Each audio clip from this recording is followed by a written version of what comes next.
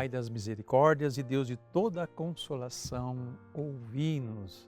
Estamos juntos aqui para rezarmos ao Pai das misericórdias e colocar em seu coração as nossas vidas, nossos familiares e nossos amigos e também meditar um pouco na palavra de Deus, nos ensinamentos da igreja, para que a gente cresça cada vez mais na graça e no conhecimento do nosso Deus.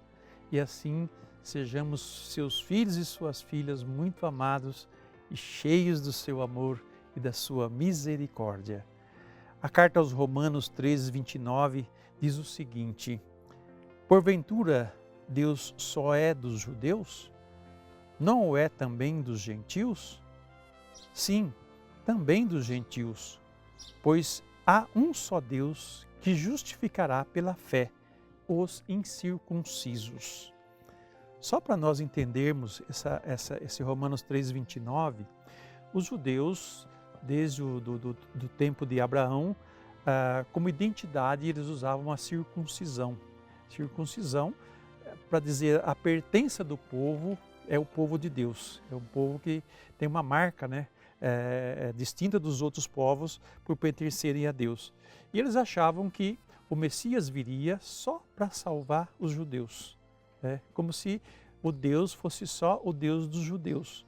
Mas durante toda a história da salvação, Deus sempre se revelou como o único Deus e que todas as nações estão sob o seu reinado, sobre o seu senhorio. E Israel, com o tempo, foi percebendo isso, mas eles achavam que eles iam ser um povo exclusivo do Messias.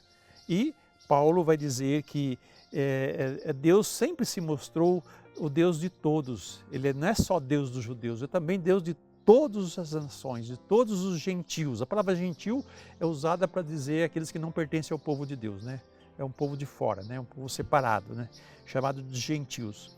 Sim, também os gentios, pois há um só Deus que justificará pela fé os incircuncisos, que são os gentios, os que não pertenciam ao povo judeu e que não tinham circuncisão como sinal de pertença a Deus.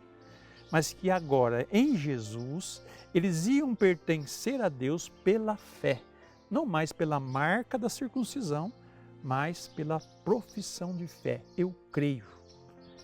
Então os povos todos e todas as nações vão se tornar parte do povo de Deus pela fé em Jesus Cristo. É o que Paulo está dizendo para eles. Por conseguinte, o anúncio do Filho permanece a via mestra para conhecer o Pai. Com efeito, como recorda uma sugestiva expressão de Santo Irineu, o conhecimento do Pai é o Filho. Quer conhecer o Pai? Conheça o Filho. Vai conhecer Jesus, vai ver Jesus, como os discípulos quando foram chamados por Jesus, né? O André foi chamar o seu irmão e diz, vem, encontramos o Messias que os profetas falaram, assim, pode vir alguma coisa boa lá de Nazaré? Assim, vem e vê, vem e prove você mesmo quem ele é.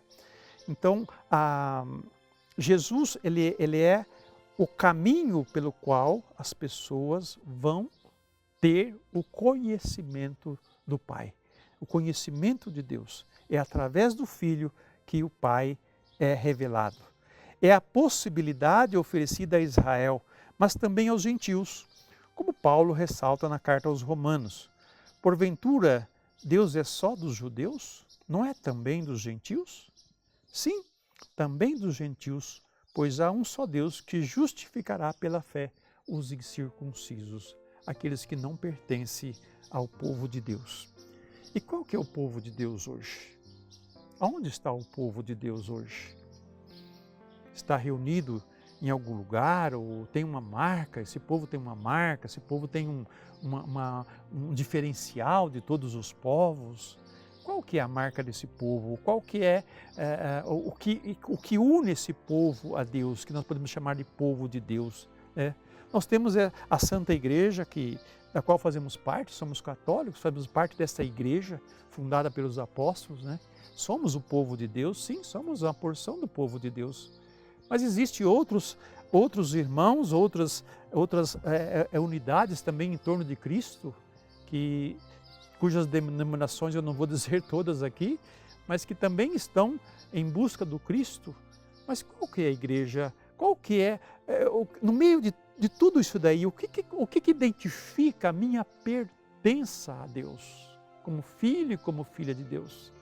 Não é esta ou aquela, é como eu me direciono a Deus, como eu vivo a minha vida com Ele. Então é mais da minha resposta de fé, né, do que a minha pertença a esta ou aquela comunidade, que eu posso pertencer a qualquer comunidade e não ser do povo de Deus. E como posso pertencer a esta comunidade ou aquela comunidade, mas a minha vida reflete a minha fé em Deus. Eu vivo segundo a fé em Jesus Cristo. Por Ele eu fui lavado, por Ele eu fui justificado. Na Igreja Católica você encontra todos os elementos para a sua salvação. Todos. Todos. Então você pode ser salvo aqui? Pode. Desde que você responda com fé a Jesus. Porque o compromisso que nós fazemos é com Jesus, o Senhor da igreja. O Senhor de todos os povos, aquele que redimiu, aquele que é o nosso Salvador, o mediador entre Deus e os homens. Não existe outro pelo qual possamos ser salvos, não existe outro nome, não existe outra pessoa pela qual possamos ser salvos, senão Jesus. Então é só através da fé em Jesus que nós vamos pertencer ao povo de Deus, que nós vamos ter essa identidade com Ele. Por isso que Paulo vai falar, né? Mas os circuncisos e circuncisos, é o que pertence a essa igreja, aquela outra igreja.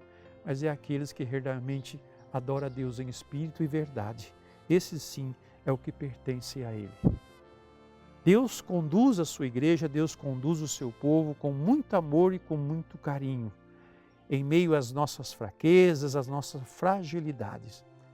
Mas aquele que nos salva é um só. E os nossos olhos têm que estar voltados para Ele. E o nosso coração também. Por isso, é pela fé em Deus, pela fé em Jesus, que nós entramos em comunhão com o Pai e passamos a pertencer ao povo de Deus.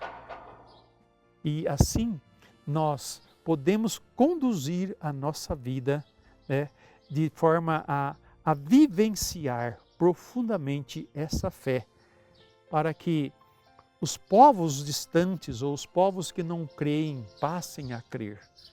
Jesus falou muito disso, né?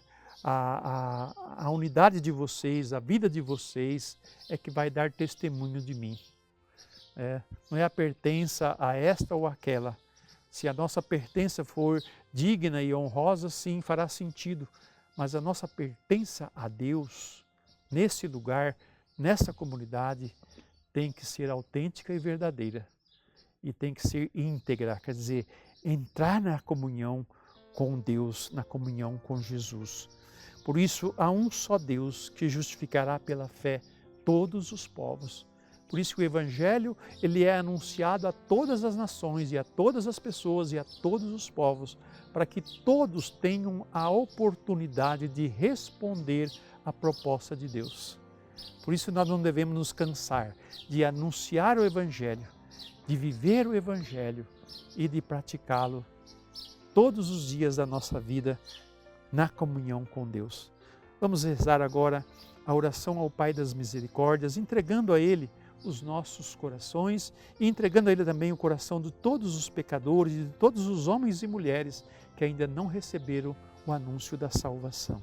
Rezemos. Pai das Misericórdias e Deus de toda a consolação, ouvi a súplica confiante que vos apresentamos neste momento. Acolhei este povo que vem, cheio de fé e esperança ao vosso santuário. Consolai os aflitos, socorrei os necessitados, enxugai as lágrimas aqui derramadas, amparai os fracos e recebei em vossos braços paternos estes filhos pródigos que voltam para vós. Dai-nos a graça de sermos instrumentos da vossa misericórdia na vida dos nossos irmãos, para que assim o vosso nome seja amado em nossa família e em nossa nação. Tudo isso vos pedimos por vosso Filho Jesus Cristo, que convosco vive e reina na unidade do Espírito Santo. Amém. Pai das misericórdias e Deus de toda consolação, ouvi-nos. Desça sobre vós, sobre a sua casa, a sua família, a bênção do Deus misericordioso. Pai, Filho e Espírito Santo. Amém.